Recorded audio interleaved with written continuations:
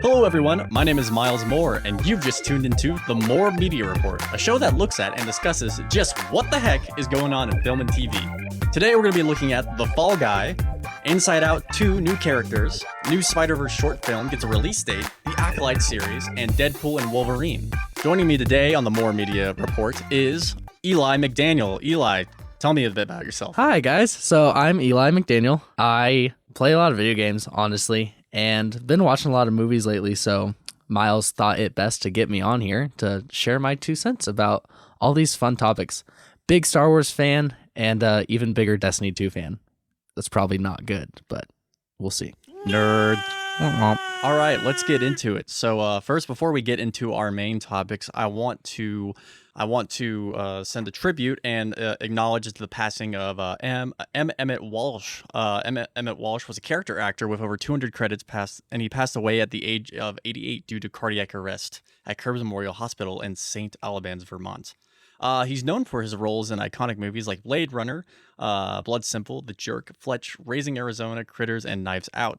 I personally know him from in Blade Runner, where he plays Lauren Vischer, and if you remember the first scene, it's like the first scene in the movie. He's like the detective in it, which is crazy because he looks so different. Yeah. That's when I asked you, I was like, I can't remember. I saw the face, I was like, who again? Yeah. But he's been around, and even then he's also done a ton of voice work. A lot of the characters in Adventure Time. I don't know if you ever watched Adventure Time. I did. I grew up but watching he voiced the cosmic owl. Oh, yeah. Okay. So he's been all around. I personally know him the most from, if you've ever seen Christmas with the Cranks, he was the cranky old man that didn't like Tim Allen. So that's how I know him. But wait, was he the? I have seen this. Was he the? He wasn't the part of the Boy Scouts, whatever. He wasn't part of that part in Christmas. No, but he I think he was near them. Okay, that's. I think I am remembering. The movie's kind of it's like an acid trip. I can't. I watch it every Christmas, but I don't remember it after I watch it because it's so weird. The book is even weirder. There's a book. There's a book? Yeah, there's a book. I did not about Christmas know with the that. Cranks. Interesting. But I'm sorry to say he's passed away, but we're here to basically just recognize the great work that he's done. He's been all over this industry, and we're definitely watch his movies. Yeah, because, no kidding.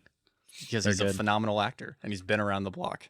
But with that, we're gonna move on to our first topic of the day, which is the Fall Guy movie. I actually know close to nothing about this movie. I only have my notes, but I've heard good things about it. So, I mean, it's got to be good. It's got Ryan Gosling. It's got Ryan Gosling. Obviously. He's been in everything recently. So, the director is David Litch. Writer is Drew Pearce. It had its world premiere at the SXSW on March 12th, 2024, and it's going to be released in the United States on May 3rd. So look out for that in theaters. I'm pretty excited. It's an action comedy featuring Ryan Gosling, Emily Blunt, Winston Duke, Aaron Taylor Johnson, and Waddingham. I'm gonna go with that. Stephanie Hisu. I think it's just Sue. And Sue. Wow, that makes sense. Stephanie Sue and Teresa Palmer in supporting roles. The film follows Colt Seavers, played by Ryan Gosling, a stunt performer who returns to action when he's the lead actor of a film, or when the lead actor of a film goes missing, directed by his former love interest is Jodie. So that kind of sounds interesting. I hear there's going to be a lot of just pure action stunt, Tom Cruise level, he's getting into it. Yeah, that's kind of what it looked like in the trailer. And in terms of I don't know, vibe of the movie, it reminded me a lot of Ryan Reynolds' Free Guy, just a comedy, and then there are some more serious tones to it, but I think it's gonna lean more heavy on the comedy side. Just from the trailer I saw, it looked pretty funny, honestly. Yeah, it looks good. The film has a budget of $125 million, and it's going to emphasize the significance of stunt performers' work and showcase the various action scenes. So we're actually going to see kind of a breakdown of what these stunt people do, which is kind of insane that we haven't done that already, right? Because the amount of stunt work that people do is crazy. All the time. Especially for these big action movies that we get all the time. Yeah, do you think Paul Rudd is gonna do a crazy action scene? No, of course not. Absolutely not. He's the face, so you gotta right. You can't have that. You can't hurt that face. But yeah, that's the Fall Guy. That's all the information we have on it right now. So we're definitely going to see it in theaters on May 3rd, for sure. and we'll talk about it when it gets released. Now, our next topic is Inside Out. New characters in Inside Out 2, which I have been waiting for this movie for such a long time. Right? And then Pixar decided to make a bunch of other movies that I didn't care for. Elemental was one that I didn't care for. You didn't care about Elemental? No, I didn't watch it in theaters, but when it came out, I was actually babysitting somebody, and they loved that movie. So I finally sat down and watched it with them. And it actually isn't that bad.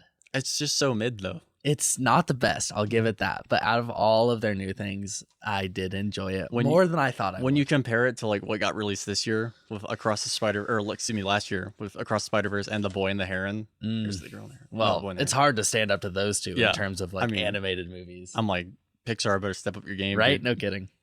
But yeah, this is going to be such a good movie. We got new characters. It's going to be released on June 14th, and its director is Kelsey Mann. The sequel introduces new emotions, including anxiety. I can never pronounce this next one. I can't either. It's like Inu. Ennui. I know what it is. It's like sloth. It's like being on your phone all the time. Yeah, just like laziness in a way. Laziness. Okay. Which I thought was already a character, or is that no? That's disgust. Disgust. Envy's different. And embarrassment, voiced by Maya Hawke, Adele.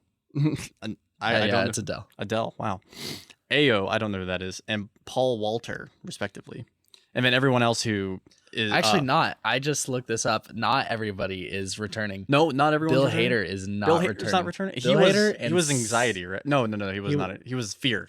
Yeah, he was fear. So him and somebody else aren't returning because of just not getting good money. They just aren't getting paid enough. No, not at all. I mean, that's fair. So I found this on IGN actually. Plus, Bill Hader's like he's pretty funny, right? He deserves more money, especially for sure.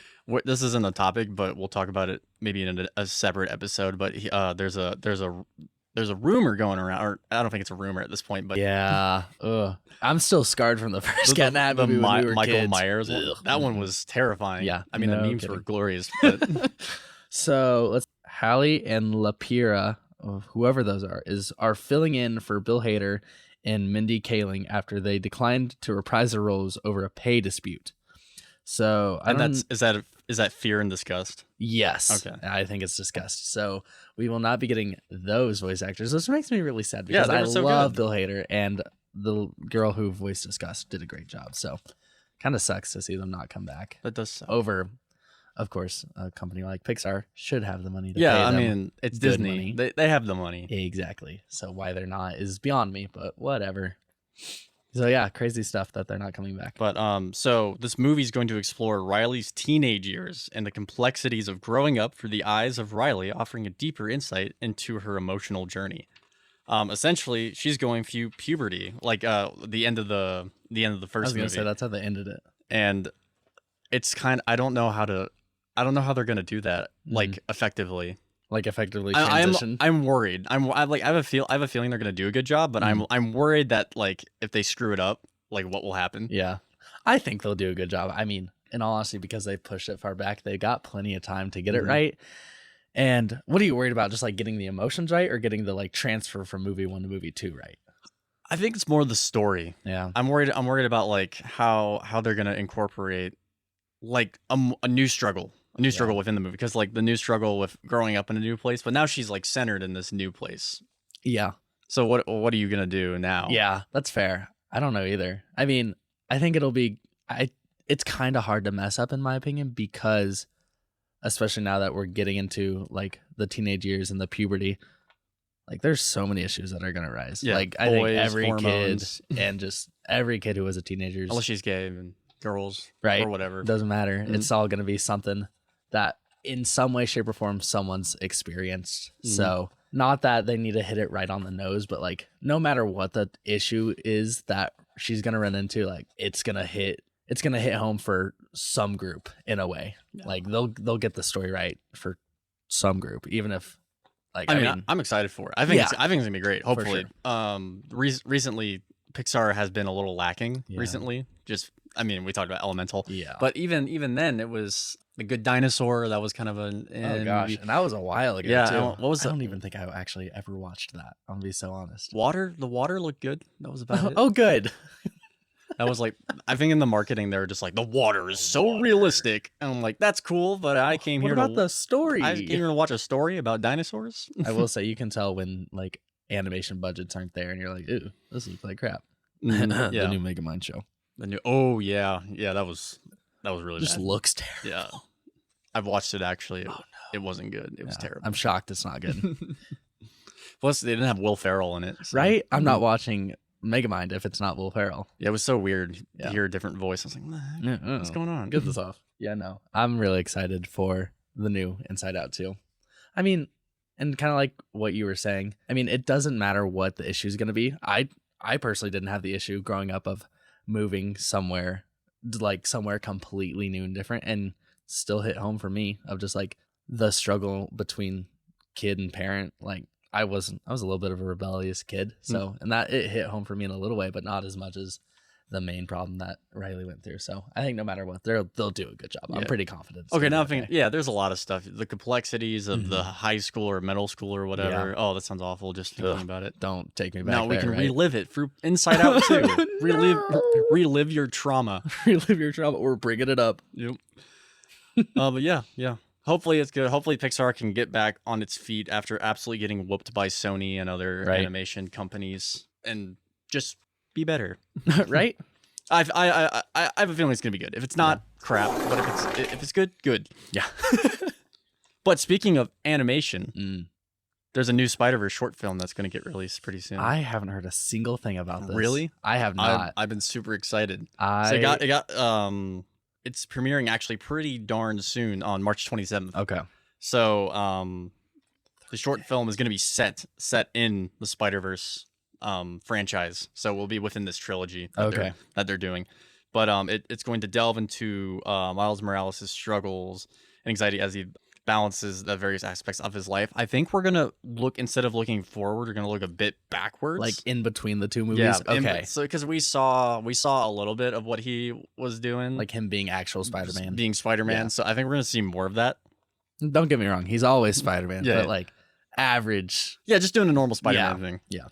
Being a friendly neighborhood Spider-Man instead of the multiversal Spider-Man. There we go. Yeah, pretty much. There's not a lot of information out on this as of now, but I'm hoping. I mean, I know it's going to be good. So it's going to be a little short film that's going to be hopefully giving more insight to what might be happening in the next film, which I'm super excited for. And it'd also fill the void of the third movie that's coming out got delayed. So this is kind of be like, here, I would delay that film. You exactly to make it as good as you can, delay it as long as you need to, in my opinion. But I think it's nice that they're giving us like, hey, it's not coming out like soon, but here, have this, just as a short little like tie you over into. And that's great. I wish more companies would just delay their films and be like, okay, we need more time on this instead of like rushing it and getting it out there. Flash. Oh my god. Yeah, that movie. Also, never watched that, which kind of makes me sad. No, I think you chose correctly. I chose correctly. Yeah, it was an abomination of a film. $300 million. I just want to say that $300 million. No, was it? $300 million. Doesn't matter. To make that Too movie. much money. Too much money for terrible CGI. Terrible story. Terrible plot. Terrible. We're gonna be talking about box office bombs in a later episode of a segment on the show called Tangent Time. So look out for that because it's gonna be interesting. Talk about Flash on that. Oh, it's gonna that's the most expensive movie of the year. Really? Yeah, that got produced. So it's definitely and it failed horribly, box office wise. That's crazy. Speaking of just like the topic of Spider-Man real quick, I don't know if you've seen it lately, but there's been it's been mainly on Instagram, at least for me. It's probably on TikTok too. An ad from the like just Madam Web account of I think it's like their marketing director explaining just why they marketed the movie in the way they did and breaking it down.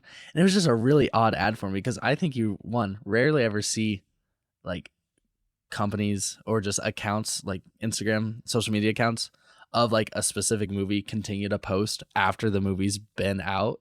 Yeah, it's been so critically panned too. Right? Were they trying?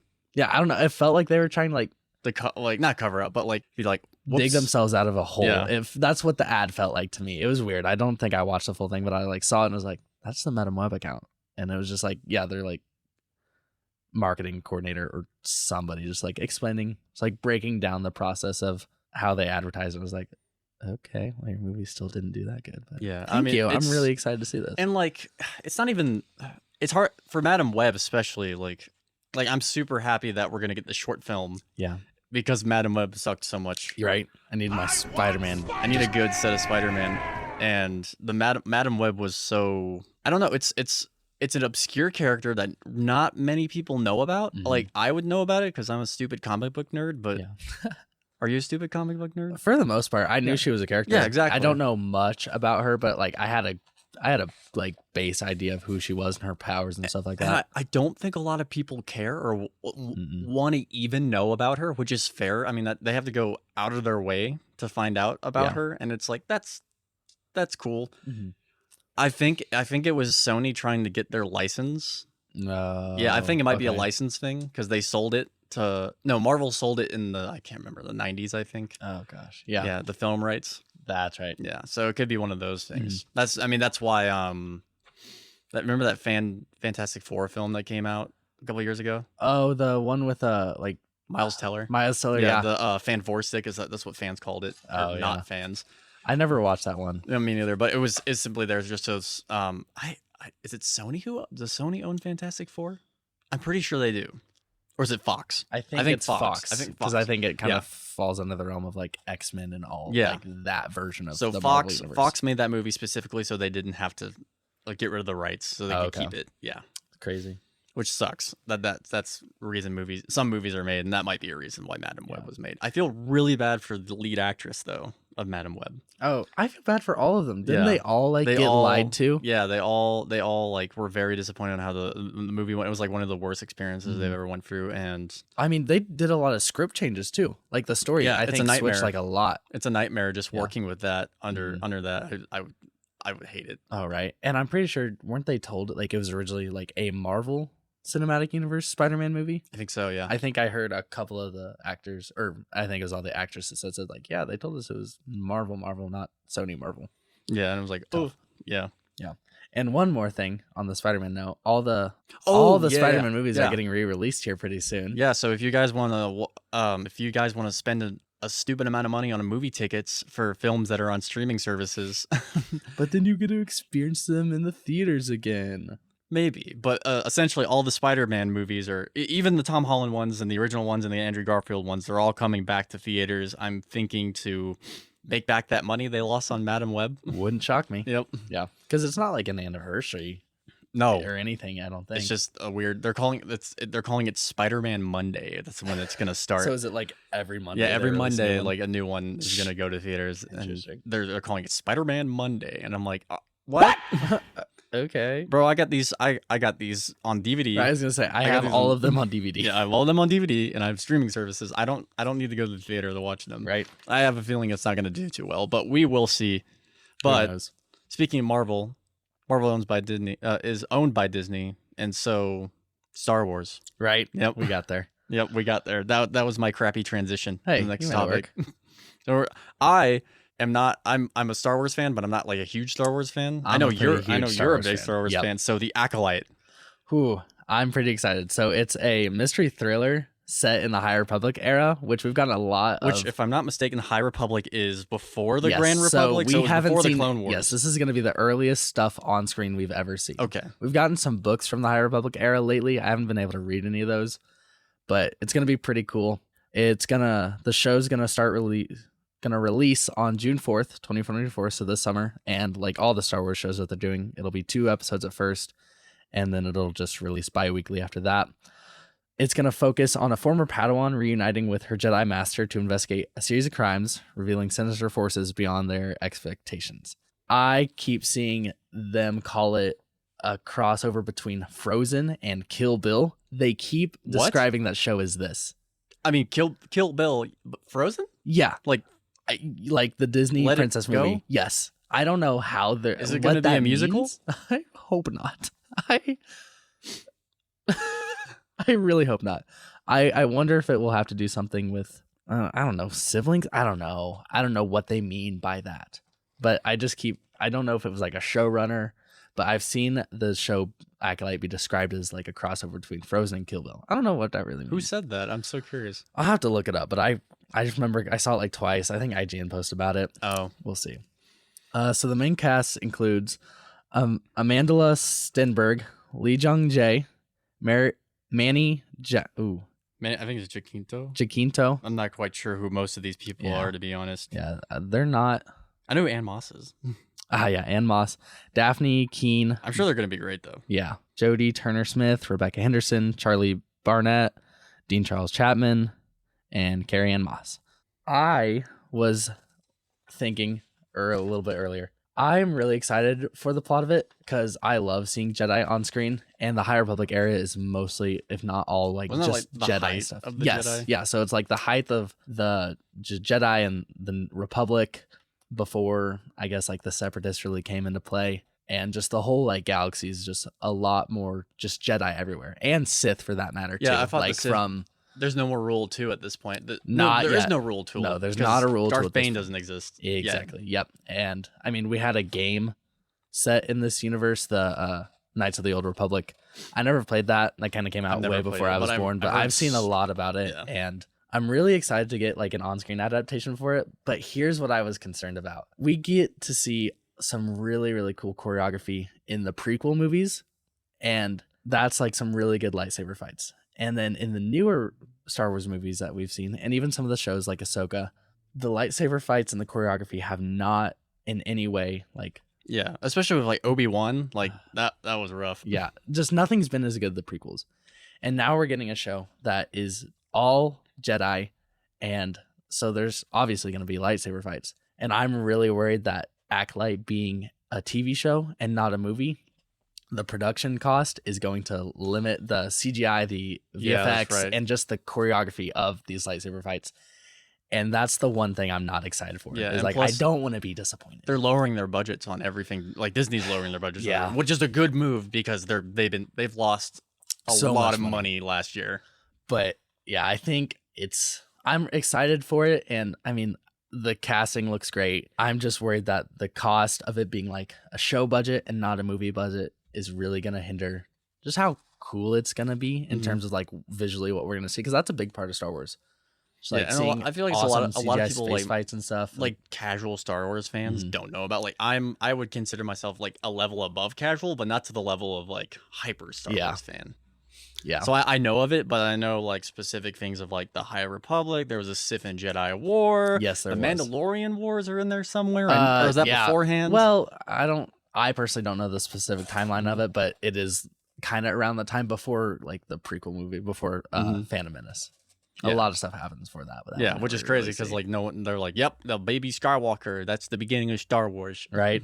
Yeah, crazy timeline. But yeah, I'm excited for it. I'm just a little worried that I have it hyped up in my head a lot to be this awesome, just really cool Jedi TV show, and I really hope it delivers. I really do. So we got some story elements that I have written out for this. So it's going to be a dark show. I mean, you've seen that poster, right? Oh yeah, with the bloody, the bloody Jedi or the bloody lightsaber. It's going to explore shadowy secrets and emerging dark side powers, which we've hinted at during the final days of the High Republic era, featuring a villain targeting Jedi and a mysterious masked figure hunting them. So a little murder mystery-esque thing going on. Combat and action. Martial arts is going to play a significant role in fight scenes. So hopefully. But when I think martial arts, I don't think swords and lightsabers. So I wonder if it's going to be a lot more, maybe kicking and punching. Yeah, it's gonna be rather than like some like lightsaber. I hope action. They combo it like George Lucas did. I mean, the prequels are writing was horrible, but the fight scenes were cool. We can look past that if it looks cool, right? No, yeah, I'm sure they'll definitely mix the two. But hopefully it's a fresh perspective in the Star Wars universe. Potential storylines. It may introduce characters within the connections to establish Star Wars lore, potentially including the story of a young Darth Sidious or Darth Plagueis the White. Darth Plagueis the White. Something like that. I mean, that would make sense, especially if they're hinting at it being the end of the High Republic era. Yeah. Like, I think it's kind of those two that Darth Bane or Darth Plagueis the Wise and Darth Sidious, they kind of those two created the rule of twos, and so that will like, I don't want to say kill off a bunch of like Sith, but like we know once we get to the Phantoms. Oh yeah, they do die. I mean, we see that in the Knights of the Old Republic games, but I can only assume with them like saying specifically it's going to be towards the end, I wouldn't be shocked if we at least see Darth Plagueis. I would like to see him. It makes sense. I have been desperately waiting for. I'm a big fan of the book, the Plagueis book. Oh yeah, the Plagueis book. Yeah, super big fan of that book. I would die if they made like an adaptation of that book. Yeah, that'd be cool. Because I don't even think it's canon anymore. I can't remember. No, there's so many Star Wars books that aren't canon anymore, and it makes me I read so many sad. as a kid. Right? I that's what got me into reading was like the random Star Wars books that were there. Like there was a Republic Commandos book that I read. Yeah. Like based one of the on ones that video game. Great book. I still have it. I didn't either. But you're like, the book? But yeah, there's so many of those books that just aren't canon anymore, and it makes me sad because they're really good stories. Yeah, especially like the Thrawn. I have that book. I have the Thrawn book too. The Thrawn book. I won the Thrawn book on a random. There was like this Star Wars meme account on Instagram that when I was in middle school, they were like posted a lot, and so I followed them and liked all their memes because what else was I gonna do on Instagram besides look at memes? Exactly. And there was one time they were just doing like this giveaway for a Thrawn book. And did you win it? I won it. Oh my gosh. I remember just like, I don't know, maybe I like put it on my story. I just liked it and commented. I don't remember. And then after school, I was sitting on the bus getting ready to go home. And I got a message from the account. It was like, hey, we chose you to win. Just send us your like address and you're good to go. And so I was like, oh my gosh, this is crazy. But because like we were younger then and social media and that stuff was still a little new. So I told my parents. What year was this? I'm just curious. See, it was in 8th grade. Oh shoot! So that was like 2000, like 17 or 18. Yeah, so 17. I think it's 2017. It's probably right when they started updating things. Yeah, and so I remember telling my parents like, I won this book, and like I just need to give like this account my address, and they're like, whoa, yeah, what are you talking about? Sketchy. I was like, I get it, but like, guys, I promise, like he's not gonna come steal me or anything, and he didn't, and I got the book, and you got a book, and I got a book, and I read it twice, and it was really good. Yeah. It is a really good book. And if you guys want, we'll have a tangent time based on my potential. A long time ago, I wrote out a sequel trilogy script idea outline that I thought would be better, and it heavily involves Thrawn. So if you guys definitely is. You fans at home, you non-existent fans as of now, because this podcast currently doesn't exist. But if people do listen and they want it, I will have Eli back here on the podcast, and we will talk about how we could have made those 3 movies 10 times better. 10 times better. So if you want that, let us know. Absolutely. Finally, we got our last point. Oh, yeah. Our last point. So when this trailer dropped, everyone lost their minds. Oh, my gosh, right? Yeah. I lost my mind. Did they? No. Did they drop the official trailer during the Super Bowl? Or was it before that? Okay. Or was it before? I can't quite remember, but I remember seeing it and me losing it. Right. Deadpool and Wolverine. That is the movie. If it's not good, if that movie's not good, then I officially give up on Marvel. Right. Like, that's it. Oh, that'd be so disappointing. They won't mess it up. Right. I don't know. They've been dropping the ball recently. Yeah, like, but it's a lot. Consistently. I know. Ant-Man, the Quantumania wasn't that good. Gosh. I also surprisingly She-Hulk was not funny. Didn't watch that. Captain Falcon and the Winter Soldier. I have to cut slack on that show. Falcon and Winter Soldier would have been good.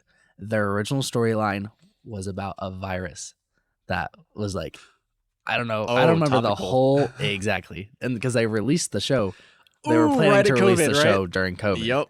And then that happened. They're like, well, we should probably rewrite this whole story because that's just too topical and honestly would ruffle a few feathers. Now that we think, that makes a lot more sense of why I was very confused during the show. Yeah.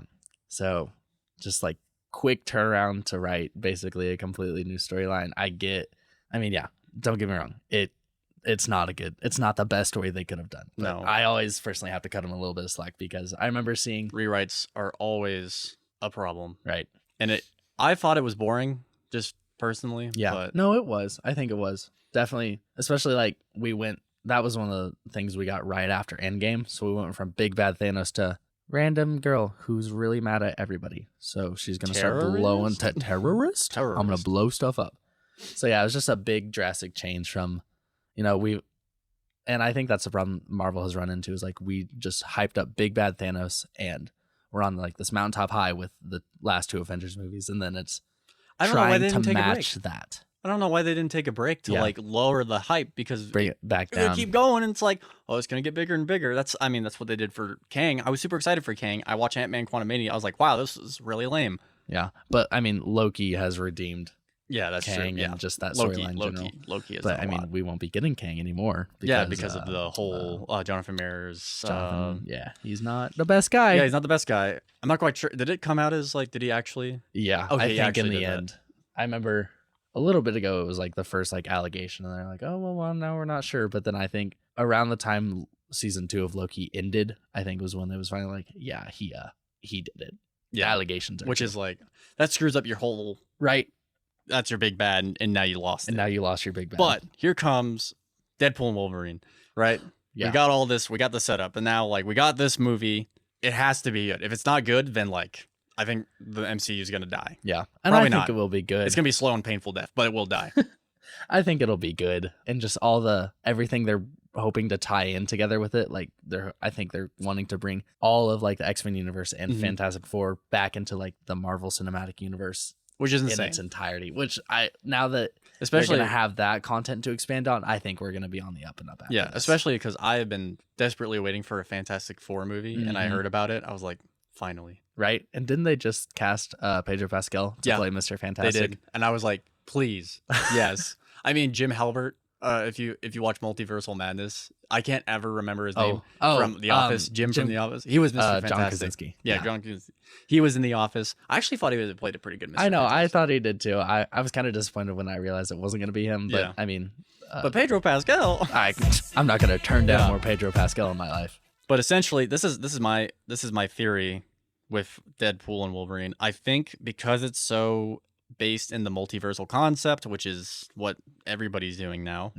But I think they're gonna use it to retcon a lot of things. I did not think about that. Yeah, I think they're gonna use it as a retcon, because think about it, like they're stuck in this little thing. They can't get out of it because of the Kang issue. There's no acknowledgement of Doctor Doom being a character within the MCU, so they got a pretty much universal reset for a second. Yeah, that makes sense. And I mean, especially like with the character that Deadpool is. Like, you are more Marvel knowledge than I am, but isn't it true that like he like recognizes that he's alive? He's aware that he's in a comic book, and like if you ever, I watched this episode of Real Geek News, and I learned something. So Deadpool is aware that he's a fictional character in a comic book. Charles Xavier reads his mind. Charles Xavier realizes he's a fictional character too. Oh my gosh. And so he just blows his mind. I think they're gonna do something like that. That'd be cool. Where it's gonna totally like mess with everything. Yeah. But I'm assuming, because this is what I have in my notes, Nexus beings. I don't know if you've heard of Nexus beings before in the Marvel universe. I've heard the term thrown around, but I cannot describe what that means. So Nexus beings have the power to affect probability and the universal time stream. So each reality they went on this in Loki. Each reality has a variant of them serving as a temporal anchor point for the reality in the universe. Similar to Everything Everywhere All at Once, which is a fantastic movie, but similar to that. Ryan Reynolds and Hugh Jackman are going to reprise their roles as Deadpool and Wolverine, with Emin Corrin set to portray the main villain, Cassandra Nova. I have a feeling a lot of people don't know who Cassandra Nova is. I saw, what was their name? Oh my gosh. New Rockstar. I watched him break down just like kind of who that is. But for those who don't know, Cassandra Nova is a foe of the X-Men, but she's particularly known as the twin brother of Professor X. Editing Miles here. Cassandra Nova is the twin sister of Professor X, not the twin brother. Sorry about the confusion.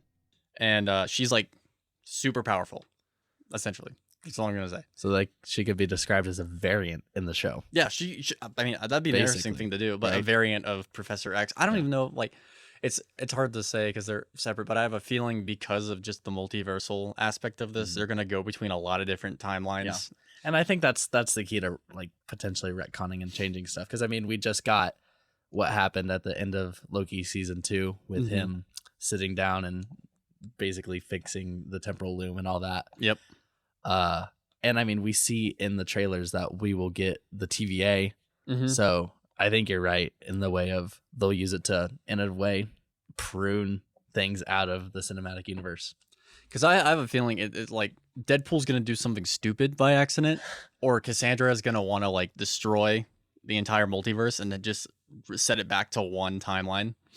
So it's hard to say of what I think it might happen, but I have a feeling that it's gonna be a genocide of the multiverse, and everything's gonna get then we're gonna shrink back down into one singular timeline, which is similar to Crisis on Infinite Earths, the DC run. It was a comic book that reset the entire DC universe because there were so many different things going on. That's so they reset it to one canon. And I feel like it's really different because you can do that in the comics. You cannot do that in the cinematic universe because then people are getting confused and it just gets too big. To then you are too. I feel like too stretched out. I think that's the problem they're running into. They're trying to simplify it back again because I would want to. I mean, there's a lot going on and introducing the multiverse. And they have plenty of content from the comics that they can just focus on one thing, like they did when they first started back in Iron Man, when they just started that timeline of just the original Avengers. Got big. Now we'll shrink it back down. We'll start maybe Fantastic Four or X-Men, and then it'll probably get big again, shrink it back down. Who knows? Yeah, and like eventually this is all panning out to Secret Wars. Yeah. Which I love Secret Wars. That's one of the best comics ever. Battle World, awesome. But to get there, it's going to take a bit, and I'm hoping that like this causes like us to get there, or like I want to see how it could get there. Basically, I wanted to restore my faith in Marvel because I've lost it. Yeah, that's fair. And I think you speak for a lot of people that probably have. Because I've just been so disappointed and I need it. I need it or else it's like, well, dang, I guess I'm going to be a DC guy again. No.